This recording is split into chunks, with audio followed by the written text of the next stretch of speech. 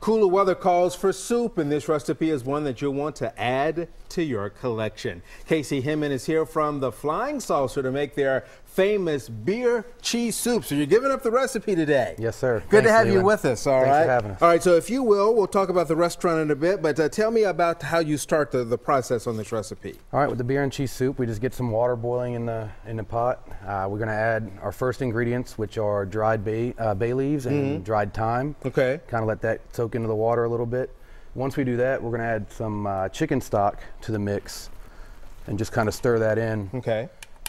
And if you don't know what chicken stock is exactly, it's just a highly concentrated version of like the chicken, like for soup and whatnot. Okay, Soups all right. stews, But easy to find in restaurants? Easy to find. Okay.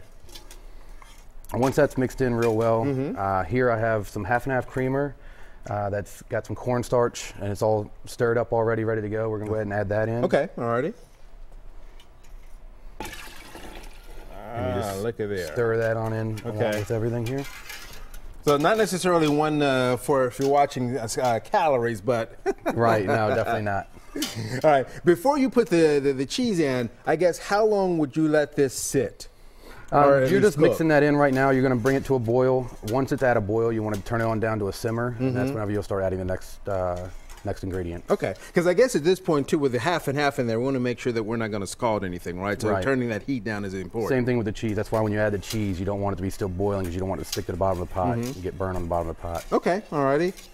All right, so we'll go ahead now and I guess to the next part of our process here. Yeah. And this is just like a Velveeta type cheese you can get at any grocery store. May need something to kind of.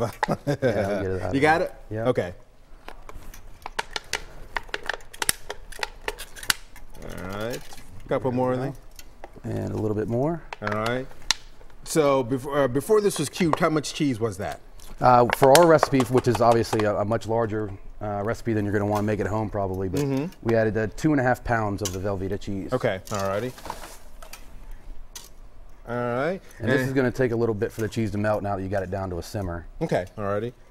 So for folks, if they wanted to come over there and maybe try this in person or try something else, what are the big things on the menu for you right now? One of our most popular items, it always has been, is our big soft pretzels.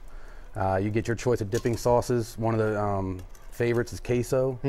We have cream cheese and chives, our spicy mustard. Everybody loves our spicy mustard. Okay. And you get a couple dipping sauces, and it's a great bar snack food type thing. All right, cool. All right, so go ahead and finish this up for us. What else are we going to add to this? After that, the recipe calls for red bell peppers. We actually use roasted red bell peppers. So we'll go ahead and add those in. Okay. The rest of our spices here, cayenne, paprika, and then a little bit of Tabasco sauce to give it a little bit of a kick. All right. And at this same step, you're going to go ahead and add your beer as well. Okay. And you're just going to kind of stir everything in. And we're using Newcastle today, but really any brown ale will work. Okay, all right. All right, so you get everything in here, and in normal cooking time? If you're making this at home, I say from start to finish, probably about 30 minutes prep time and cook time.